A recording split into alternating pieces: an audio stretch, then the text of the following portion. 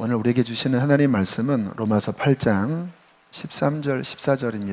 너희가 육신대로 살면 반드시 죽을 것이로되 영으로서 몸의 행실을 죽이면 살리니 무릇 하나님의 영으로 인도함을 받는 사람은 곧 하나님의 아들이라. 아멘. 어제 참 기쁜 만남이 있었습니다. 3년 전에 저희 교회 청장년 한 자매가 결혼을 하고 부산으로 내려갔습니다. 부산 토박이 남자와 만나서 결혼을 했는데요. 결혼할 때 이 남자는 믿음이 하나도 없는 그냥 보통 세상 사람이었어요. 거제도에서 그 조선소 관련된 그런 일을 하는 형제였는데 만나서 이제 간증을 하더라고요. 결혼하고 1년간 술상을 차려줬다고 하더라고요. 이 자매는 성령 충만한 자매인데 그래도 믿겠다고 하고 결혼을 한 건데 저녁마다 술상을 차리니 얼마나 속상하겠습니까? 근데 기도하면 하나님이 나중에 알게 될 테니까 기다리라 라고 하는 마음을 주셔서 1년간 군소리 하지 않고 술상을 차려줬다고 해요. 그 대신 주일에는 남편을 데리고 이제 교회를 함께 다녔는데 이 형제가 한 1년쯤 되었을 때 성령을 받은 거예요. 이 형제가 얼굴에 기쁨이 가득해서 저한테 간증을 하더라고요. 아버지가 알코올 중독으로 많이 아버지한테 상처를 받았다고 그래요. 굉장히 깊게 상처를 받았다고 합니다. 그런데 그 교회에서 예배하다가 기도하다가 주님의 만지심을 받았는데 자신의 힘으로서는 도저히 해결할 수 없을 것 같았던 그 알코올 중독 아버지에 대한 그 상처가 치유되는 경험을 한 거예요. 그러니까 가장 밑바닥에 있는 자신의 인생의 가장 어두운 기억인 그 아버지의 상처가 치유되면서 이분의 인생이 뒤집어지게 된 거예요. 성령을 받고 매일 마시던 소주가 끊어졌고 그리고 담배도 끊어졌대요. 처음 성령 받고 담배를 피긴 했는데 마음속에 너 이러다가 죽는다 그래서 내가 피다 죽겠다 오기로 담배 피다가 정말 기절을 했대요. 그리고 3일간 병원에 입원하고 싹 끊어졌다고 하더라고요. 지금은 차 안에서 기도하고 또 금요일은 우리 교회 생방 예배를 함께 드리고 성령의 은혜 가운데 살아가는데요.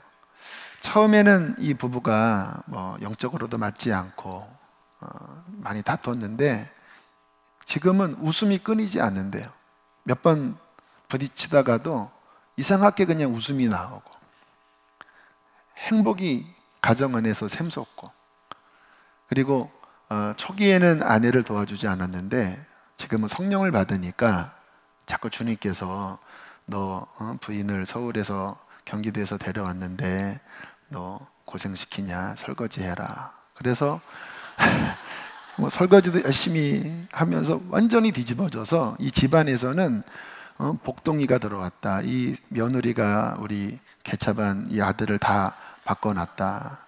근데 그 아내가 바꾼 게 아니라 성령이 바꾸신 거예요.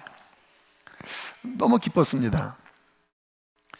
저는 제일 마음이 기쁜 게 영혼이 구원받고 하나님 만나는 모습을 보면 제 영혼이 너무나 기뻐요.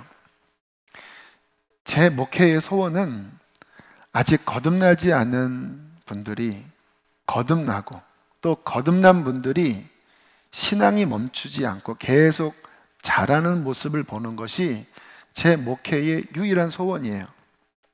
그래서 지금 리얼 크리스찬 이 시리즈로 무엇이 구원이고 참다운 신앙생활, 성경적인 신앙생활은 무엇인지를 우리가 살펴보면서 우리의 신앙을 더 주님 앞에 세우려고 이 시리즈 설교를 지금 하고 있습니다.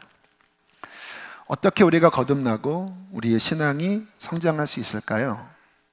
성령을 통해서입니다. 진정한 신앙은 성령을 통해서 시작되는 거예요. 고린도전서 12장 3절에 이렇게 말씀하고 있습니다. 한번 읽어보실까요? 시작.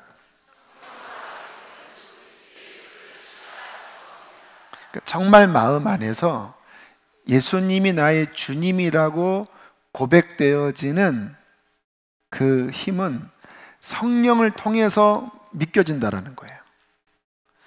요한복음 6장 44절 함께 읽겠습니다. 아버지께서 이끌지 아니하시면 아무도 내게 올 수 없으니. 그러니까 예배당에 온다고 하나님 만나는 건 아니잖아요. 그런데 예배당에 나와서 또 신앙생활을 이제 하기 시작하면서 정말 거듭나 하나님을 만나는 것은 성령께서 우리 안에 작용하시는 성령의 작용으로 그런 일들이 일어난다는 거예요. 아마 이 가운데에서 아직 신앙생활 초기에 계신 분들도 많이 계신데, 왠지 교회를 나가고 싶고, 왠지 말씀을 듣고 싶고, 또 말씀을 들으면 왠지 내 마음을 두드리고, 기도할 때에 무슨 말을 해야 될지 모르겠지만 뭔가 하나님을 찾는 마음이 있다면 그것은 성령께서 여러분 안에 일을 하고 계신 거예요. 이 성령의 역사는 신앙의 필수인데요. 성경을 읽어보면 기독교의 본격적인 시작은 사도행전 2장 오순절에 성령이 임하시면서부터 교회가 시작되었습니다. 그러니까 신학적으로 교회의 출발은 오순절 성령 강림 사건이에요. 자, 사도행전 2장 1절부터 4절까지 보면요, 오순절 날이 이미 이름에 그들이 다 같이 한 곳에 모였더니, 그 다음에 읽어보실까요? 호련히 하늘로부터 급하고 강한 바람 같은 소리가 있어 그들이 앉은 온 집에 가득하며 마치 불의 혀처럼 갈라지는 것들이 그들에게 보여 각 사람 위에 하나씩 임하여 있더니 그들이 다 성령의 충만함을 받고 성령의 말하게 하심을 따라 다른 언어들로 말하기를 시작하니라. 자, 오늘이 절기 맥주절이죠. 맥주절이 오순절입니다. 주님께서 십자가 지신 절기가 6월절이에요. 그리고 부활하신 후 7주 다음 날 77이 49, 다음 50일째 되는 주일이 오순절이에요. 그때가 맥주절입니다. 지금 우리 개신교의 절기는 조금 날짜가 틀리기는 한데 절기상으로는 이 맥주절, 오순절, 지금 우리가 지키는 절기예요. 그때 성령께서 임하시면서 교회가 시작됐다라는 거예요. 수지선한 목자교회의 시작은 성남 복정동 선한 목자교회 맥주감사주일 헌금을 바탕으로 시작됐어요. 영적인 의미가 있죠. 오늘 성경에 보면 사람들이 모여 기도할 때 갑자기 하늘이 열리면서 강력한 태풍과 같은 어떤 영적인 바람 같은 소리가 나고 불의 혀처럼 갈라지는 것들이 영적인 현상인데 육의 눈으로도 보였던 것 같아요. 모여 기도하는 사람들 위에 하나씩 그 불꽃이 머물러 있었는데 갑자기 사람들이 성령의 충만함을 받고 성령께서 기도하게 하시는 대로 말을 하는데 방언이 터졌다는 거예요. 이 사도행전 2장의 방언은 지금 우리의 이 방언과 약간 달라요. 외국말을 했어요. 그 유대인들이 전 세계에 흩어져 살았지요. 뭐 로마에서도 살고 또 안디옥에서도 살고 그 북아프리카나 또 뭐 아시아, 유럽 쪽에 흩어져 살다가 오순절에 모였는데 그 120명의 사람들은 그냥 본토 유대인들이었어요. 그 외국말을 몰라요. 근데 성령이 임하시면서 그들이 막 자기도 모르는 말을 하기 시작하는데 그 모여있던 디아스포라, 외국에서 오순절을 지키기 위해 돌아왔던 디아스포라 유대인들이 자기 나라 말로 하나님의 큰 일을 말하는 것을 듣고 다 기절초풍을 한 거예요. 이게 무슨 일이냐. 그러면서부터 이제 기독교는 폭발적으로 확장을 하여 온 세계에 전파되게 되었습니다. 이 오순절에 임하셨던 성령님은 지금도 이 세상에 계시면서 우리들을 구원하시고 또 우리 안에 성령의 선물을 받게 하시는 분이에요. 사도행전을 보면 신앙생활을 시작하는 사람들에게 꼭 질문했던 내용이 있습니다. 사도행전 19장 2절에 이렇게 질문합니다. 너희가 믿을 때에 성령을 받았느냐? 이 사도행전은 이 기독교의 어떤 역사거든요. 오리지널 역사예요. 그런데 그 오리지널 역사 가운데 핵심이 뭐냐? 예수 믿는 거예요. 그런데 그 예수 믿는 거와 함께 동전의 앞뒷면처럼 반드시 따라와야 될 것이 뭐냐? 믿을 때에 성령을 받았느냐? 왜냐하면 요한은 물로 세례를 주지만 예수님이 십자가 지시고 부활하신 다음에는 성령 세례를 주시겠다고 하신 거예요. 물 세례는 우리의 육체의 어떤 것을 씻는 어떤 외적인 예식입니다.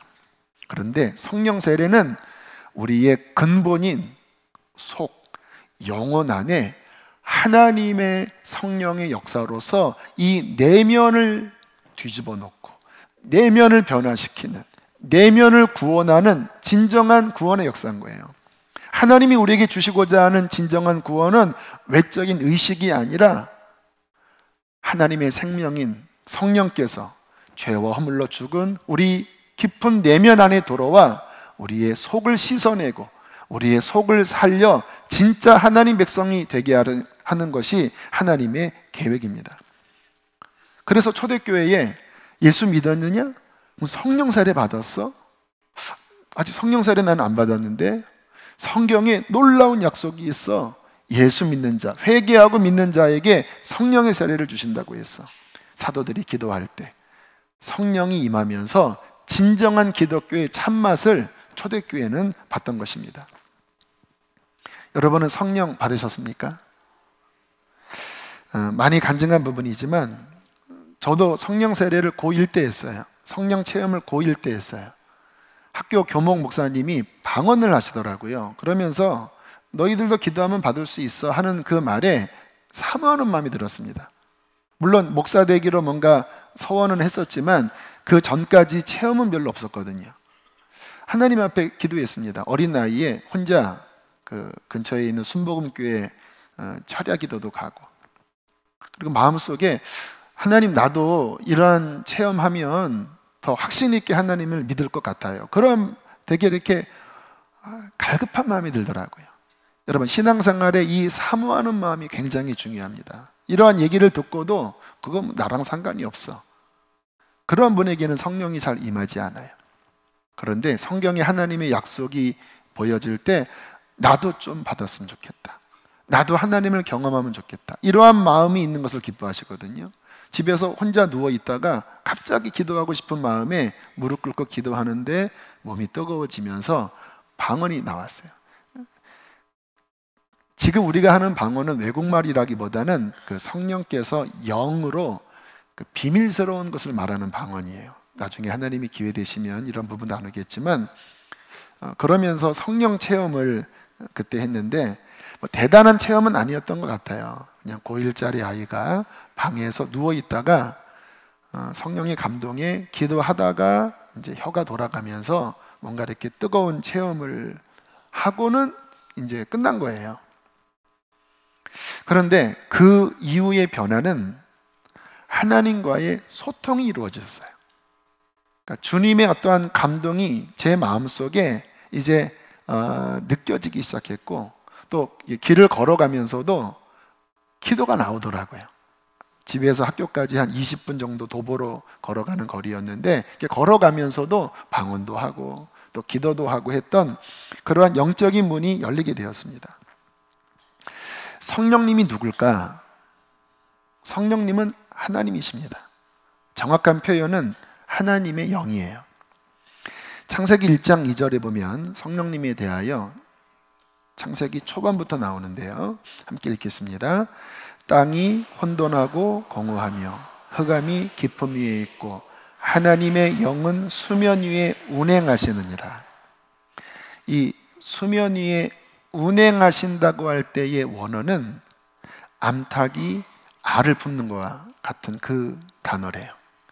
그러니까 세상에 혼돈, 공허, 아무것도 없는 그 초기 시기에 하나님의 영이 이 지구를, 물로 덮여 있었던 지구에 운행하시면서 마치 암탉이 알을 품듯이 이제 이 세상을 창조하시기 위하여 준비하는 모습이 나와요. 그리고 하나님께서 빛이 있으라 하실 때 성령께서 그 하나님의 창조 작업에 능력으로 역사하시는 겁니다. 근데 하나님의 영, 하나님이시죠.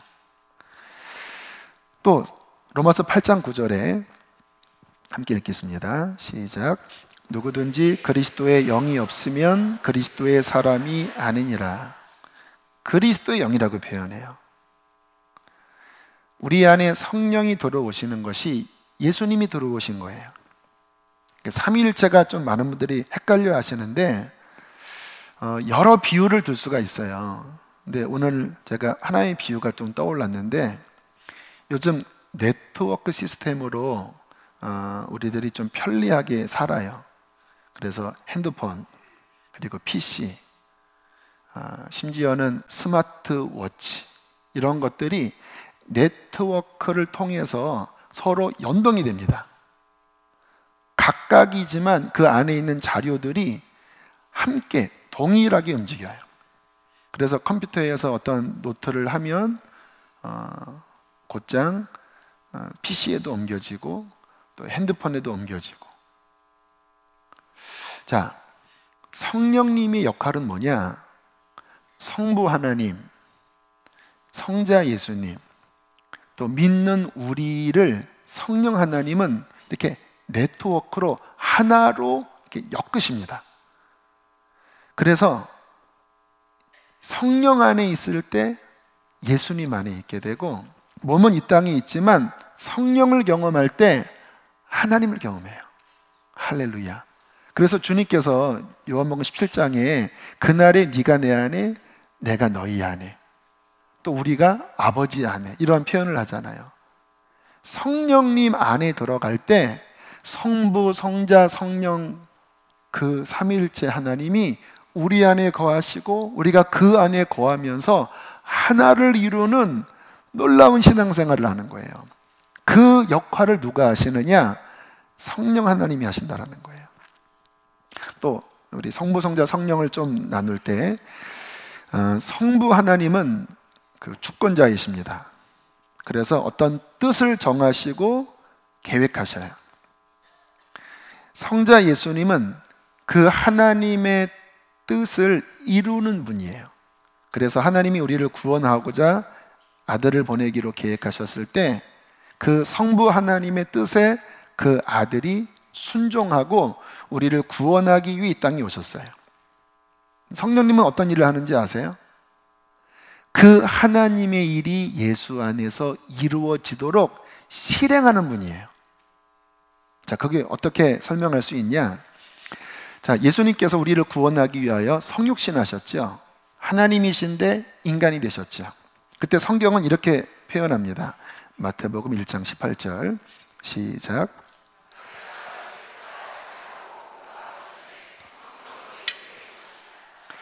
우리를 구원하시는 그 역사는 예수의 출생으로 시작되거든요. 근데 그 일을 누가 이루시느냐? 성령께서, 하나님이신 그분이 동정녀 처녀 마리아의 몸에 완전한 하나님이자 완전한 인간으로 수태하게 하시는 거예요. 그 예수님께서 이제 30세쯤 공생이 시작하실 때 어떻게 시작하는지 아세요? 누가복음 4장 1절 시작. 성령의 충만함을 입어 본격적인 공생의 사역을 시작하십니다. 그리스도라고 하는 원어가 기름 부음을 받은 자거든요. 기름 부음을 받음으로 이제 메시아 사역을 하는 건데, 성령이 기름입니다. 생수로도 표현하고 성령님이 기름으로도 표현해요. 그래서 성령이 부어질 때 어떤 직분을 감당하게 돼요. 예수님께서 공적 메시아 그리스도 기름 부음 받은 자의 사역을 하실 때 성령의 충만함을 입고 성령의 능력으로 사역을 하셨어요. 귀신을 쫓아내실 때, 병든 자를 고치실 때, 말씀을 전하실 때 성령으로 그 일을 하신 거예요. 또 주님이 십자가 지실 때 히브리서 9장 14절입니다. 시작.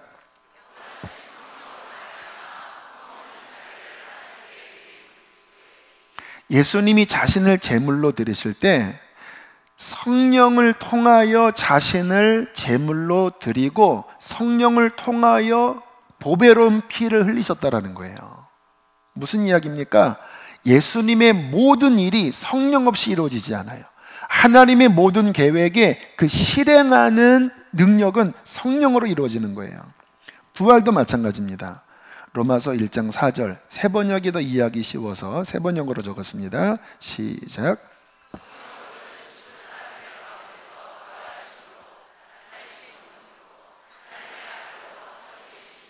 할렐루야.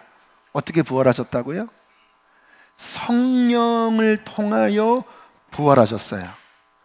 그 성령을 통한 부활로 온 세상에 이분이 바로 진짜 하나님의 아들이고 메시아라고 하는 확증, 도장을 찍은 거예요.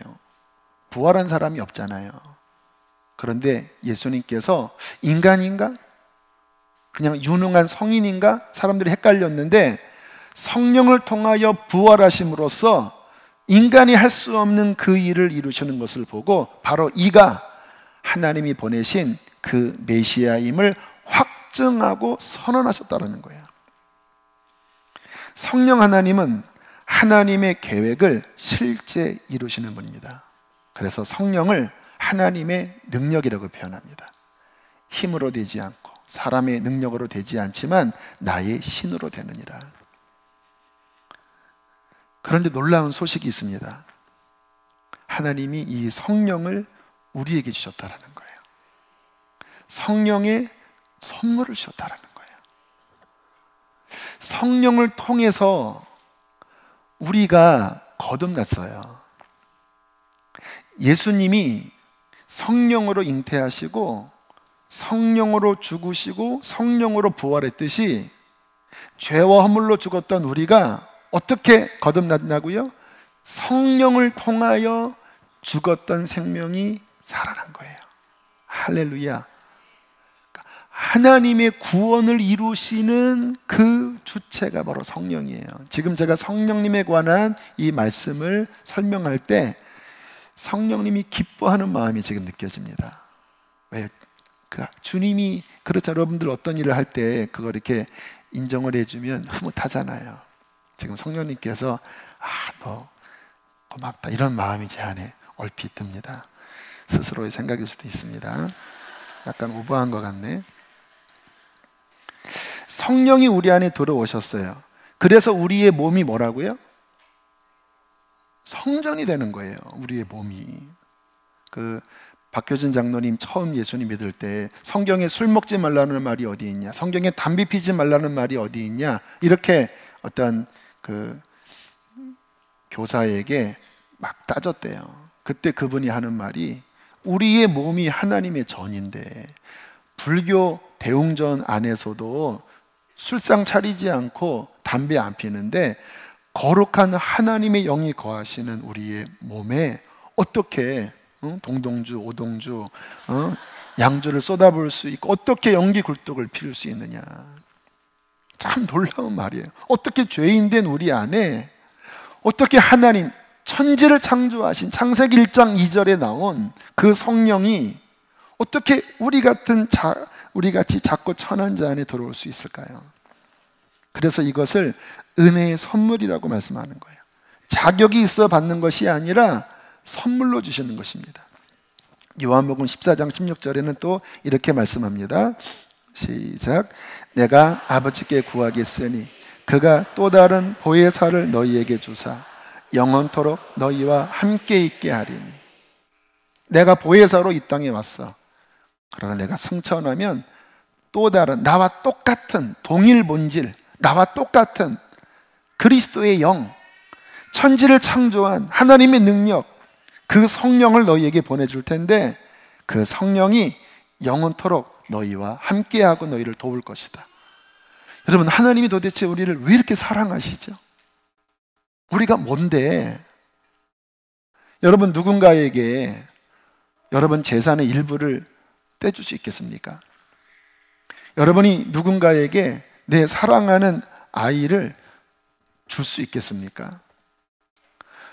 우리 같은 한낱 천한 피조물인 먼지와 같은 우리에게 하나님이 주시고자 하는 놀라운 구원, 그 아들을 주시고, 그 아들이 승천하실 때 걱정하지 마, 나와 동일한 또 다른 보혜사, 너희와 영원토록 함께하고 너희의 연약함을 도울 성령을 보내줄 텐데 그는 영원토록 너희와 함께할 거야. 이 하나님의 마음을 느껴보십시오. 이 성령이 오시면 어떤 일이 일어나는지 몇 가지를 살펴봅니다. 살아계신 하나님을 만나요. 진짜 신앙생활은 살아계신 하나님을 만나는 그 만남이 없다면 이루어지지 않습니다. 아무리 기가 막힌 예배당을 짓고, 아무리 기가 막힌 신학을 세우고, 아무리 기가 막힌 어떤 교회 시스템을 세웠다 할지라도 살아계신 하나님을 만나지 못한다면 그것은 다 가짜입니다. 그러나 아무리 허름하고, 아무리 저 북한의 지하교회에서 그들이 두려움 가운데, 열악한 가운데 예배드린다 할지라도 살아계신 하나님을 만나면 그 신앙생활은 진짜가 됩니다. 어떻게 진짜 하나님을 만나요? 성령이 임하실 때 진정 살아계신 하나님을 만납니다. 두 번째, 성령이 오시면 회복이 일어나요. 제가 둘째 주에도 말씀을 드렸듯이 셋째 주에도 말씀을 드렸고요. 구원은 미래적인 것만이 아니에요. 진짜 구원은 회복시키는 거거든요.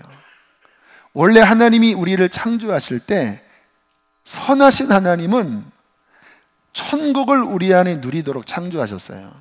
그런데 죄 때문에 이게 다 뒤틀려 버렸거든요. 지금의 고통, 지금의 괴로움, 이 모든 것들은 죄의 결과이지 하나님이 그렇게 만든 게 아니에요. 많은 분들이 삶에 어떤 문제가 생길 때 하나님이 그렇게 만들었다고 오해를 합니다. 아니에요. 하나님은 선하시고 하나님은 사랑이십니다. 근데 죄 때문에 뒤틀렸거든요.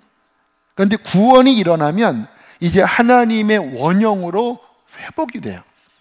성령이 임하시잖아요.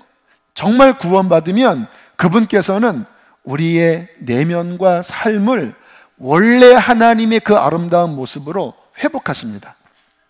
지난 목요일에 흠스 수료식이 있었어요. 흠스는 가정회복학교인데 제가 이 흠스를 저에게 도입한 이유는 좀 교인들 안에 뭔가 회복이 필요한 영역이 있는데 좀 건강한 회복 사역이 뭐가 있을까 고민하다가 이 흠스가 연결되게 되었습니다. 이 흠스의 특징은 말씀을 듣고 난 다음에 하나님 보좌 앞에 나아가는 이 훈련 과정이에요. 뭐 어떤 인간적인 상담이 아니라 하나님의 말씀의 온전한 그림을 보고 이제 보좌 앞에 그리스도의 십자가 지성소 안에 들어가 내 내면에 뒤틀렸던 부모로부터 받은 상처든 남편으로 받은 상처든 죄로 인하여 왜곡되었던 그 창조의 원형에서 뒤틀려버린 나의 내면을 보좌 앞에 가서 그 주님의 만남을 경험하게 하는 거예요. 그때 많은 분들이 내가 왜 이렇게 마음이 슬펐고 내 마음에 왜 이러한 스트레스가 있었는지, 내가 왜 이러한 문제가 있었는지 성령의 조명 안에 그 깊은 원인을 많이들 깨달아요. 근데 원인만 깨달은다고 해결되는 건 아니잖아요. 근데 그 뒤틀린 부분을 생명 되신 주님 앞에 고백하고 그 성령의 임재의 은혜를 경험할 때 그 무엇으로도 해결되지 않았던 내 내면의 가장 근본적인 이 내면이 치유되면서 회복이 되는 것을 경험해요. 어떠한 모습으로? 사랑의 모습으로. 지난 목요일 수료식에 가서 간증하는 내용을 들었는데요. 어떤 분이 그런 간증을 하더라고요. 아버지에 대한 상처가 굉장히 깊었다고 그래요. 부모님 이혼하시고. 근데 아버지랑은 잘 연락을 하지 않았는데 이 훈련 중에 아버지에 대한 생각이 자꾸 나고 아버지에게 연락을 해야 되겠다고 하는 부담을 느끼면서 괴로웠다고 합니다. 마치 그렇게 순종하지 않으면 하나님한테 벌 받을 것 같은 두려움. 그러나 괜히 덮어놓았던 이 상처를 다시 끄집어내는 게 본인이 너무 힘들어서 괴로워했대요.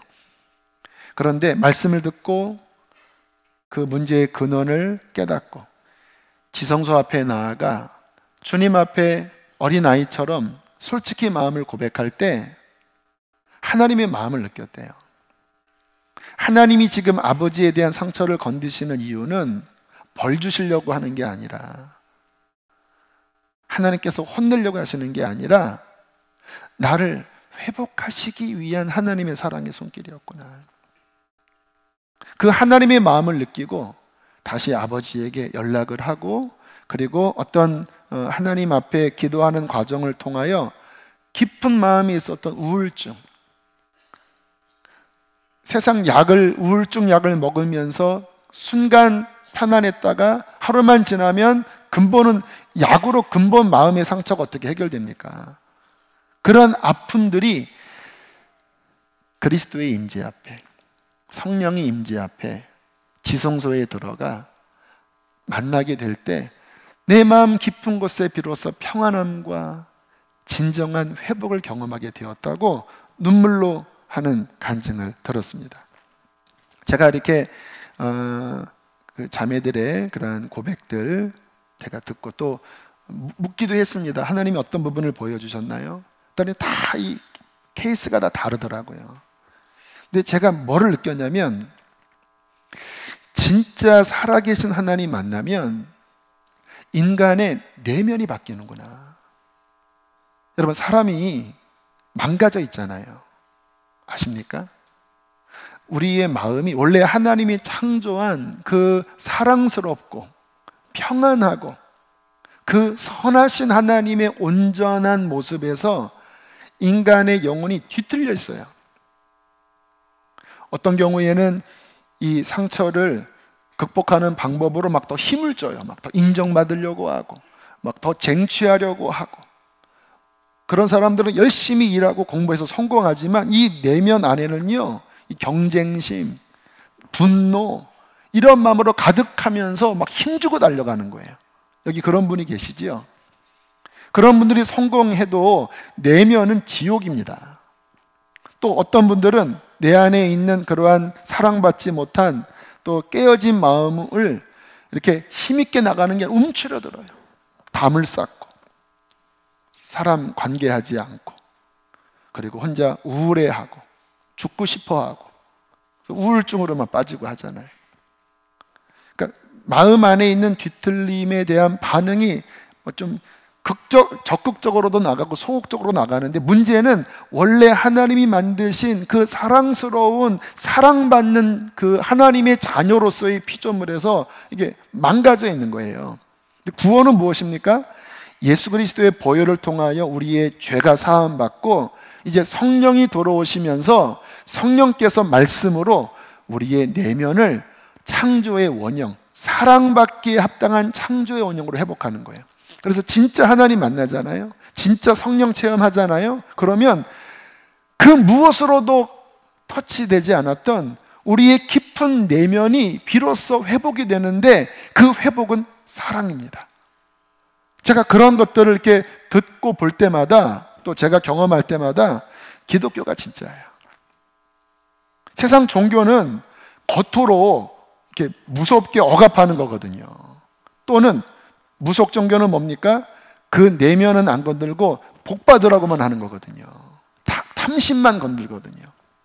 그러나 살아계신 하나님을 만나면 그분은 우리를 온전한 하나님의 자녀로 변화시키십니다. 근데 그 핵심이 누구라고요? 성령님을 통하여. 셋째, 성령님이 임하시면 하나님을 섬길 수 있는 힘을 주십니다. 자, 이것도 굉장히 놀라운 진리인데요. 하나님은 우리를 그냥 죄에서 구원하신 게 아니라 정체성을 바꿔주셨어요. 하나님의 자녀로서의 정체성도 있지만 또 하나의 중요한 정체성은 제사장입니다. 자, 요한계시록 1장 5절 6절 함께 읽겠습니다. 시작. 우리를 사랑하사 그의 피로 우리 죄에서 우리를 해방하시고 그의 아버지 하나님을 위하여 우리를 나라와 제사장으로 삼으신 그에게 영광과 능력이 세세토록 있기를 원하노라. 아멘. 여러분, 우리를 하나님께서 자녀로만 삼아주시는 게 아니라 제사장으로 삼아주셨다고 말씀하거든요. 제사장은 뭘까요? 하나님을 위하여 직분을 가진 자예요. 그래서 정말 구원받으면 성령께서 제사장의 역할을 할 수 있는 은사를 주십니다. 그래서 그 은사를 통하여 거룩한 하나님 나라를 위하여 아버지를 위하여 섬기는 특권을 주세요. 어떤 분은 찬양의 은사, 어떤 분은 전도의 은사, 어떤 분은 가르치는 은사, 어떤 분은 섬기는 은사, 어떤 분은 구제의 은사. 각각 은사가 다르지만 각자 안에 성령께서 하나님 나라를 위하여 제사장으로 섬길 수 있는 선물을 주신 거예요. 그 일을 감당하면서 주님이 주신 은사로 하나님 아버지를 위한 일을 감당하면서 찬양을 부르고 아이들을 가르치고 부엌에서 섬기고 청소하고 어려운 구제 사역하고 선교하는 그 하나님의 일을 감당하면서 하나님과 동행하게 되고 하나님의 은혜를 경험하게 돼요. 여러분, 신앙생활을 할 때 그 리얼 크리스찬의 교회론도 다룰 텐데요. 정상적인 교회 생활 없이 주일에 예배만 드리는 신앙생활은 문제가 큰 거예요. 온전한 모습이 아닙니다. 진짜 신앙생활은 그 피로 구원함을 받아 제사장이 되었거든요. 성령께서 은사 주셨잖아요. 그 은사를 교회의 구석구석 각각 섬길 때 그것을 섬기면서 하나님을 경험하게 되는 거예요. 저는 가르치는 은사를 하나님께 받았잖아요. 이 말씀을 이렇게 가르치면서 얼마나 기쁜지 몰라요. 하나님을 누립니다. 주의 생명이 흐릅니다. 여러분도 그것을 통해서 유익을 얻어요. 섬기는 은사 받은 사람은요, 섬기면서 하나님의 생명을 경험한다라니까요. 할렐루야. 여러분, 썩어질 세상에서 무엇을 하든 죽으면 육신은 아무것도 가져가지 못하잖아요. 그래서 인생이 허무한 것 아닙니까? 그런데 하나님께서 우리를 구원하셔서 그 아버지를 위하여 제사장으로 삼아주시고 그 아버지의 영광을 위하여 일을 할 수 있는 특권과 선물을 주셔 그 일을 하면서 하나님께 영광 돌리고 그 일을 하면서 하나님을 경험하고 그 일을 하면서 하나님의 나라를 확장시키고 그 일을 하면서 하늘의 상을 쌓는 것처럼 가치 있는 인생이 어디 있습니까? 저는 이렇게 제사장적 일을 감당하면서 말할 수 없는 충족감을 느꼈어요. 얼마나 기쁜지. 제가 그 사진첩을 가끔 볼 때가 있어요. 그런데 저희 사진첩은 비포와 애프터가 나눠져요. 예수님 만나기 전은 다 어두워요. 그런데 주님 만나 성령 세례 받고 제사장 일을 할 때 사진을 보면요, 밝아요. 제가 몇 컷을 좀 이렇게 준비했습니다. 93년 5월 8일 군대 가기 전 토요일이에요. 제가 섬겼던 양들, 얘네들이 이때 중1, 중2 아이들이었는데 지금 79년생이니까 아무튼 나이가 많이 됐네요. 제가 복음으로 낳은 아이들입니다. 십자가 복음 전에서 얘네들이 주님 만난 아이들이에요. 딸들과 같은 아이들. 군대 가서 군인들에게 그때 복음을 전해서 제대하기 전 주일에 신병교육 때 찬양 집회한 내용들. 단기 선교 가서 티벳 청해성입니다. 단기 선교 가서 기타를 치고 열방에 복음을 전하는 내용. 그 다음 장면 청해호입니다. 함께 갔던 팀원들과 함께 이 땅의 황무함을 보소서 하늘의 하나님 긍휼을 베푸시는 주여. 됐습니다. 이런 사진들을 보면 제 마음이 기뻐요. 왜? 생명이 느껴집니다. 나같이 어두운 가정에서 태어난 쓸모없는 사람이 하나님을 만나 성령이 내 안에 역사하고 그 성령의 은사로 하나님 나라를 위하여 제사장 직무를 감당하는 이 일, 얼마나 충족감이 있는지. 왜요? 영원성이 있잖아요. 이 일들은 죽으면 끝이 아니잖아요. 주님 나라에서 주님이 다 갚아주시잖아요. 그런 거 갚아주시지 않더라도 하나님의 손에 쓰임받는 것보다 더 가치 있는 일이 어디 있겠습니까? 그래서 고린도전서 16장 58절에 이렇게 말씀합니다. 그러므로 내 사랑하는 형제들아, 견실하며 흔들리지 말고 항상 주의 일에 더욱 힘쓰는 자들이 되라. 이는 너희 수고가 주 안에서 헛되지 않은 줄을 압니다. 하나님 나라를 위하여 쓰임받는 이 일에 너희들이 흔들리지 마라. 약해지지 말아라. 항상 하나님이 너를 부르신 그 부름을 기억하고 너희의 정체성이 제사장이라고 하는 것을 기억하고 그 아버지를 위하여 항상 더 그 일에 힘쓰는 자들이 되어라. 왜냐? 너희의 수고는 헛되지 않아. 전도서 1장에 모든 것이 헛되고 헛되면 헛되고 헛되니 모든 것이 헛되도다. 왜? 죽으면 끝이니까. 그러나 제사장의 일은 헛되지 않아요. 네 번째, 오늘의 본론인데요. 성령이 오시면 그분은 우리를 인도하십니다. 이게 신앙생활의 이제 본론이에요. 에베소서 4장 30절에 이렇게 말씀합니다. 읽겠습니다. 시작.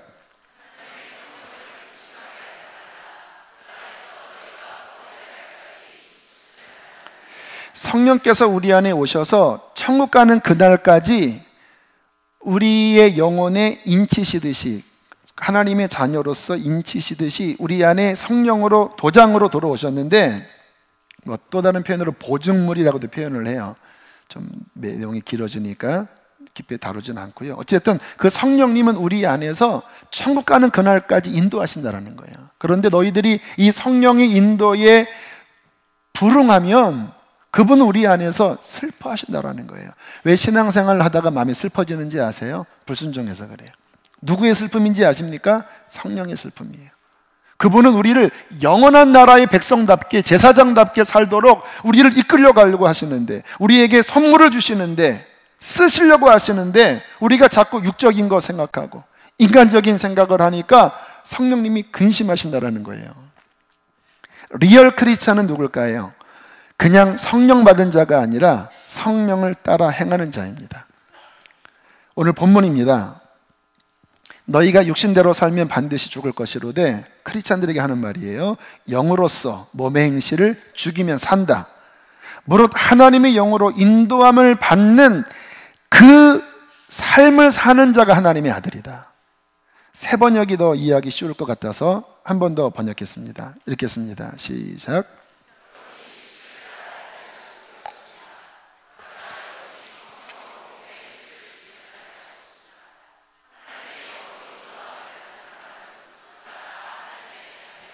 보이십니까? 거듭난 그리스도인이 또다시 육신적인 생각으로 살면 그는 죽어요. 영이 죽어요. 주님과의 관계가 막혀요. 그런 분들이 이곳에 계십니다. 그리스도인은 누구냐? 성령께 순종하면서 몸의 행실과 싸워나가는 거예요. 그러면 그의 영은 삽니다. 하나님의 영으로 인도함을 받는 이 순종하는 삶을 사는 자가 하나님의 자녀라는 거예요. 성령이 안 계시면 인도할 분도 안 계시죠. 그러나 성령이 우리 안에 계시다면 이제 우리는 그분을 따라가야 된다는 거예요. 그때 죄를 이기고 그때 하나님의 놀라운 은총을 경험하게 되는 것입니다. 지난주에 있었던 일을 간증할게요. 좀 조심스럽긴 하지만 그냥 제 특징이 그냥 솔직한 걸 좋아하니까 이해해 주세요. 장신대 동아리 학생 집회에 갔었습니다. 한 30명밖에 안 모였어요. 성령과 말씀을 추구하는 장로의 신학대학원 또는 신학대학원 준비생들의 모임이에요. 주님께서 가라고 하는 사인을 주셔서, 그래, 다른 사람들은 몰라도 주의 종들, 후보생들은 한국교회에 있어서 중요하다. 이제 가서 이제 예배를 들었는데 너무 성령 충만하고 기도를 그렇게 뜨겁게 하더라고요. 또 말씀을 전하면 저희 교회와 거의 99% 통해요. 그래서 하나님이 저에게 주신 어떠한 많은 경험들, 이런 것들을 열심히 나눴어요. 근데 집회가 굉장히 3시간 이상 진행되는 집회도 있어서 몸은 피곤했지만 영적으로는 참 기뻤습니다. 그런데 중반 넘어가면서부터 고민이 있었습니다. 사례비에 대하여. 분명히 어떤 예의상 사례비를 줄 텐데 이제 보통 안 받기도 하고 받아도 이제 흘려보내는데 제가 근래에 좀 갚아야 할 게 있었습니다. 건축 과정에 이렇게 빚진 게 있어서 얼마 전부터 마음에 그거 빨리 갚아라 이런 마음이 들어서 제가 아내에게 이제 사례비 받으면 다 이제 빚 갚는 데 쓰겠다고 이렇게 이제 마음을 딱 정했는데 이제 고민이 되는 거예요.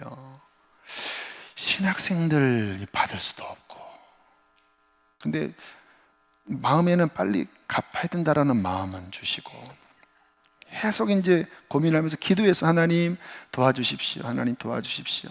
어떻게 될지 모르겠습니다. 이것도 맞는 것 같고 저것도 맞는 것 같은데, 근데 결국은 이제 다 끝나고 나오는데 못 받겠더라고요. 그래서 됐다고 이렇게. 근데 사람은 항상 두 마음이 있잖아요. 됐다고 하면서도 속에서는 마음이 쓰린 거예요.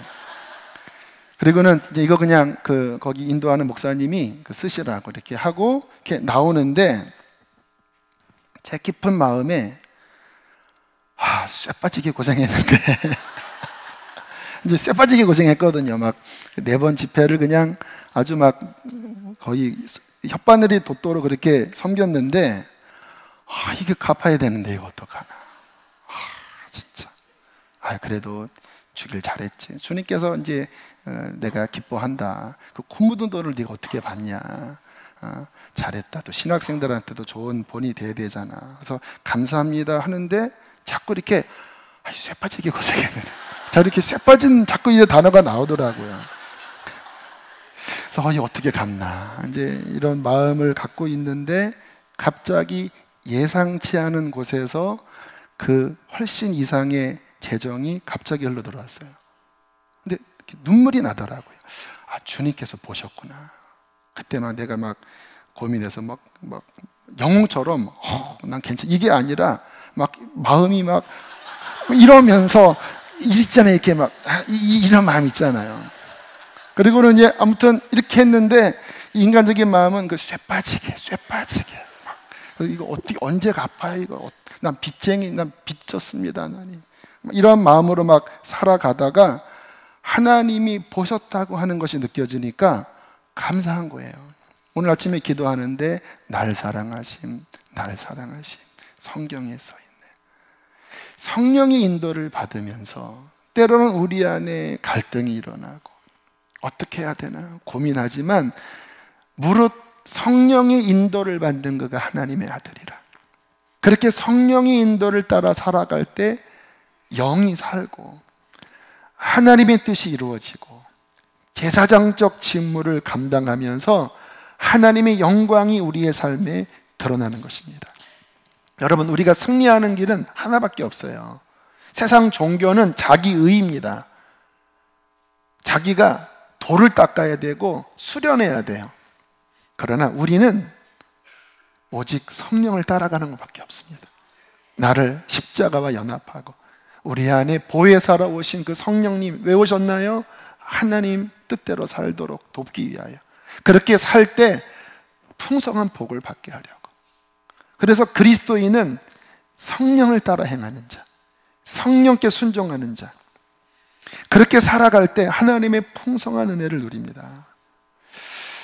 성령을 따라갈 때 어떠한 복을 받았는가? 제가 한 7가지 정리했습니다. 마지막으로 간단하게만 말씀을 드릴게요. 좀 이해하기 쉽게.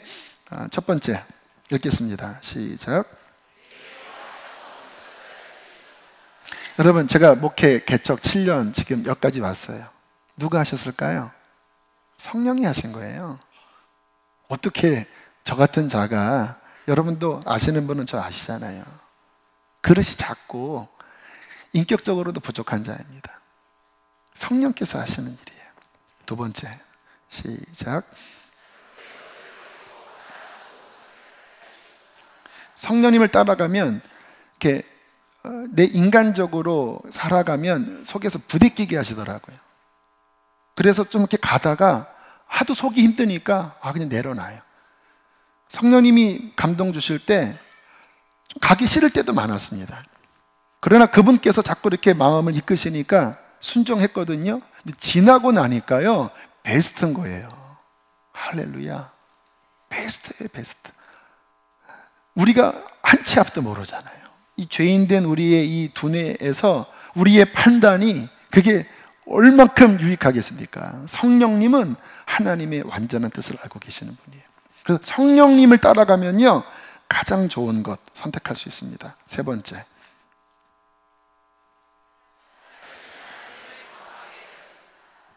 네, 아까 얘기했지요. 네 번째, 이게 뭐냐면요, 성령님이 곧 하나님의 나라거든요. 그러니까 성령이 임하시는 게 하나님의 나라가 임하는 거예요. 그래서 성령이 임하시면 평안해집니다. 천국이 우리 안에 경험되어져요. 그래서 그 죄로 인하여 혼돈스러웠던, 뒤틀렸던, 더럽혀져 있던 마음이 성령이 임하시고 성령께 순종하면서 이 뒤틀리고 엉망이었던, 또 깨어졌던 마음들이 점점 하나님의 천국으로 바뀝니다. 그래서 의와 평강과 희락이 우리 마음 안에서 회복돼요. 성령이 임하시면 여러분의 마음에 천국이 임합니다. 다섯 번째, 성령님이 지혜의 영이에요. 저는 그분께 자꾸 여쭈어요. 왜? 제가 무식하니까 저는 자꾸 여쭤요. 근데 그분께 여쭈면 그분은 그걸 되게 좋아하시더라고요. 여기 부모님들 자녀가 자꾸 이렇게 물어보면 좋은 마음이 있나요? 또 어떤 경우는 짜증나기도 하지요. 근데 주님은 짜증내지 않아요. 자꾸 이렇게 하나님 어떻게 해야 되지요? 이거는 뭐지요? 내 생각을 제발 결론 삼지 마세요. 그러면 안 돼요. 자기 소견에 오른 대로 살아가는 게 사사기잖아요. 성령님께 어떻게 해야 되지요? 자꾸 여쭤보면 그분께서 그분의 지혜를 우리에게 주십니다. 그 지혜대로 살아갈 때 놀라운 하나님의 뜻이 이루어지는 거예요. 그게 여섯 번째 내용입니다. 시작. 그렇죠? 성령님께 따라가니까, 성령님을 순종하니까 그분의 열매가 맺혀져요. 가정이 바뀌고, 부부 사이, 부모 자녀 사이, 직장에서 또 교회에서 성령님을 따라가면 그분의 열매, 화평의 열매가 맺어지는 겁니다. 마지막 일곱 번째, 성령만이 죄와 싸워 이길 힘을 주십니다. 이러한 유익은 끝도 없을 거예요. 성령을 받으십시오. 놀라운 하나님의 선물입니다. 실패감 가운데 그렇게 손 놓지 마시고 보혜사가 오셨잖아요. 여러분 연약한 거 여러분도 알고, 사탄도 알고, 주변 사람도 알고, 하나님도 알아요. 그게 결론이면 어떻게 크리스찬입니까? 성령이 오셨다라니까요. 세상을 창조하신 분, 예수님을 이 땅에 오게 하신 분, 죽음에서 부활시키신 분, 우리를 천국 가는 날까지 승리하게 하시는 성령이 우리의 작고 작은 우리의 몸과 마음을 성전 삼고 우리와 함께 하십니다. 우리가 그분을 받고 그분께 귀를 기울이고 그분을 의지하고 그분께 나의 상한 마음을 터놓고 나의 죄악을 그분 앞에 토설하고 성령님을 따라 행할 때에 주님의 놀라운 은혜, 주님의 놀라운 구원이 내 마음에서 내 깨진 마음을, 나의 깨진 가정을, 나의 깨진 삶을 아름답게 회복시켜 주실 것입니다. 그가 리얼 크리스찬입니다. 이 복을 누리시게 되기를 축복합니다. 함께 이 시간 찬양하시겠습니다.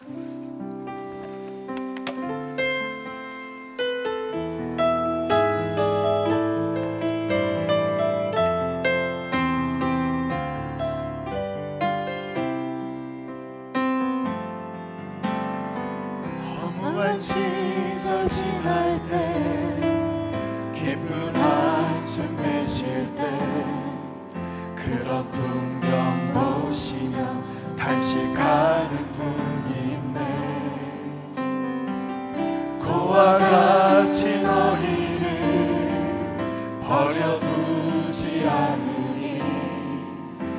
내가 너희와 영원히 함께하리라.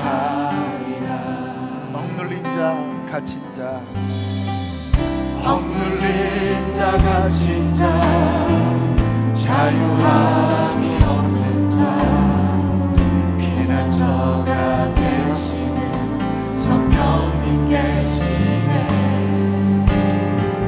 주의 영이 계신 곳에 잠자유가 있나니 진리의 영이신 성령이 주님 앞에 손을 들고 고백합시다.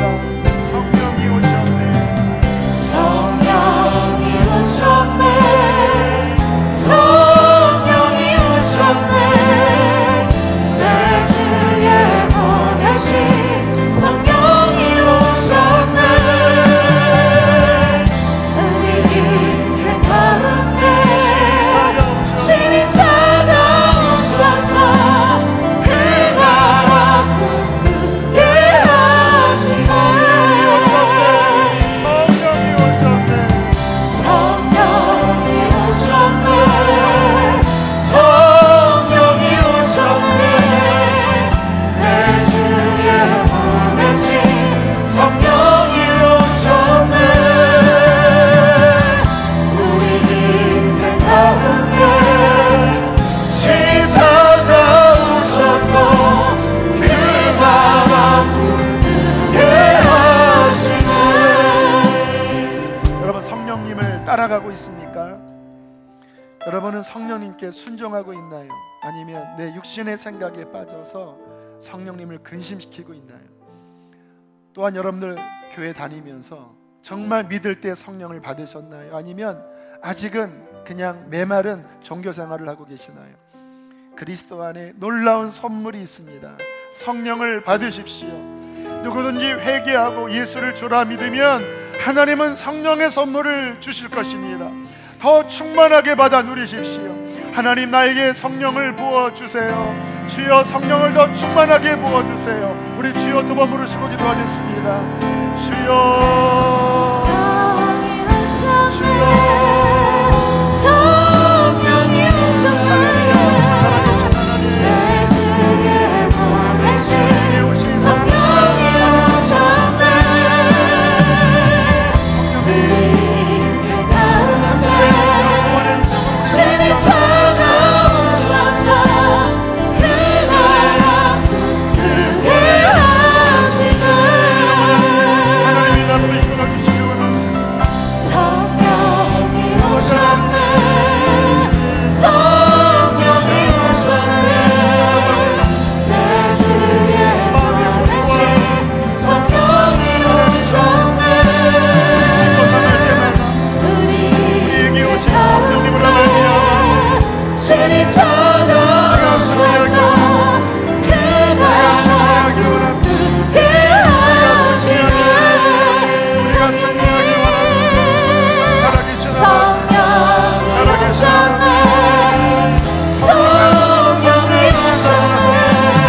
그 놀라운 은혜를 주여 우리 가운데 부어주시옵소서. 성령이 오셨네. 우리 인생 가운데 신이 찾아오셔서 그 나라 꿈꾸게 하시네. 성령님 성령이 오셨네. 성령이 오셨네. 우리를 살려주십시오. 우리를 살려주십시오. 성령이 오셨네. 살려주십시오. 우리 인생 가운데 신이 찾아오셔서 그 나라 꿈꾸게 하시네. 하나님, 이 놀라운 선물이 있음에도 불구하고 우리가 너무나 메마르게 하나님 성령의 인도를 따라가지 아니하고 내 육신의 정욕을 쫓아 살아왔음을 회개합니다. 다시 성령님께 내 마음을 엽니다. 우리 안에 영원토록 내주하셔서 하나님 풍성한 하나님 자녀의 삶을 살도록 거룩한 제사장적 삶을 살도록 우리를 부르셨는데 하나님 그 삶을 살아가도록 성령이여 우리를 회복하여 주십시오. 우리 안에 모든 뒤틀리고 어긋난 모든 상처를 다 치료하여 주시고 밝게 빛나는 하나님의 거룩한 자녀의 아버지 영광을 세상 사람들에게 드러내게 하여 주시옵소서. 그것을 위하여 살과 피를 주신 주님, 성찬을 받을 때에 성령님, 이 성찬이 우리 안에 생명되게 역사하여 주십시오. 주님이 잡히시던 날 밤 떡을 떼어 제자들에게 주시며 이르시되 이는 너희를 위하여 주는 나의 몸이니 받아 먹으라 하셨습니다. 식후에 잔을 드사 이는 많은 사람들의 죄사함을 위하여 흘리는 나의 언약의 피니 받아 마시라 하셨습니다. 이 시간 먼저 떡부터 분급을 하겠습니다. 먼저 드시지 마시고 함께 같이 드실 텐데요, 기도합시다. 하나님이 우리를 얼마나 사랑하시든지 그 아들의 생명을 우리에게 주셨다고 말씀하십니다. 그의 살과 피를 나를 구원하기 위하여, 나를 살리시고 나를 회복시키기 위하여 그 살과 피를 주셨습니다. 우리의 신앙은 그 하나님의 은총을 받아 누리는 것입니다. 주님의 뜻은 우리가 살아나는 것입니다. 주님의 뜻은 우리가 하나님의 자녀답게 서는 거예요. 왜 아직까지 우울하고, 왜 아직까지 우리 마음에 원망과 불평이 가득하고, 왜 아직까지 그렇게 메마름 가운데 우리는 사는지, 주님께서 우리에게 베푸신 그 놀라운 은총, 하늘의 선물, 그 기쁨, 그 구원, 그 생명, 그것을 받아 이 세상에서 하나님의 빛으로 드러나는 것입니다. 주께서는 일어나라 빛을 발하라 말씀하셨습니다. 하나님, 주님, 내가 주님의 복음을 깨닫고 하나님의 선물을 받아 누리기를 원합니다. 주님, 회개합니다. 나를 씻어주시고 하나님의 그 온전한 구원, 그 충만한 구원을 온전히 누리게 하여 주십시오. 더 이상 육신으로 살지 않게 하여 주십시오.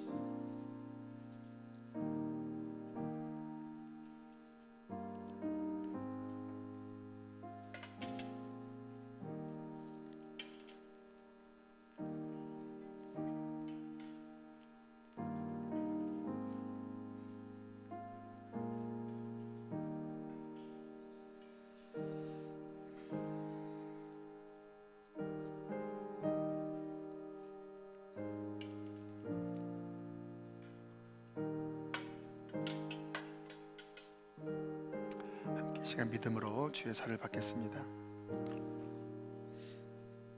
우리 이어서 포도주 잔도 분급을 받을 때에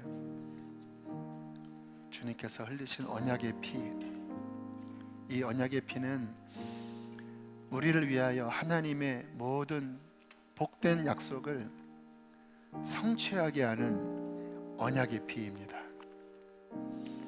그 하나님의 복된 약속의 핵심은 성령을 받는 거예요. 진정한 천국은 우리 마음 안에서부터 시작이 됩니다. 하나님의 생명이 우리 안에 흘러 들어오고 하나님의 성품이 우리 안에 새겨지고 하나님의 말씀이 우리 안에서 누려지고 거룩하신 하나님과 동행하는 이 복된 삶, 이것이 하나님이 우리를 창조하신 그 사랑의 뜻입니다. 그것을 가로막는 죄의 사탄의 세력을 주님께서는 그 피로 끊으셨습니다. 그 보배로운 피로 모든 죄악을 구속하셨습니다. 그 능력의 피로 사탄의 세력을 멸하셨습니다.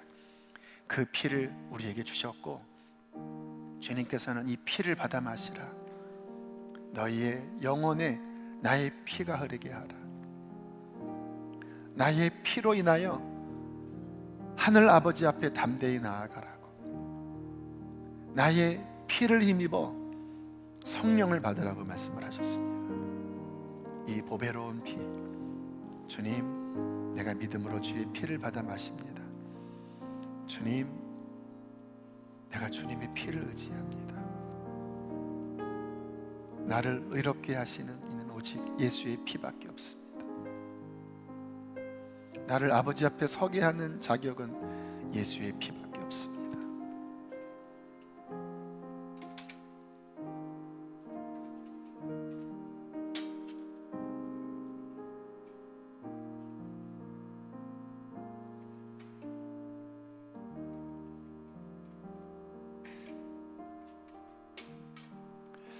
시간 우리 주의 잔을 받겠습니다. 거룩하신 하나님, 사랑합니다. 우리를 위하여 놀라운 구원을 이루신 주님은 선하십니다. 주님, 성령의 충만함을 받아 하나님 이제는 승리하게 하시고 기뻐하여 기쁨의 신앙생활을 하게 하여 주십시오. 귀한 예물을 봉헌합니다. 사랑하는 성도들을 축복합니다. 이제는 우리를 죄에서 건지신 예수 그리스도의 은혜와 하늘아버지의 크신 사랑하심과 성령의 교통하심이 사랑하는 교우들에게 충만히 함께 하시기를 간절히 축원하옵나이다. 아멘.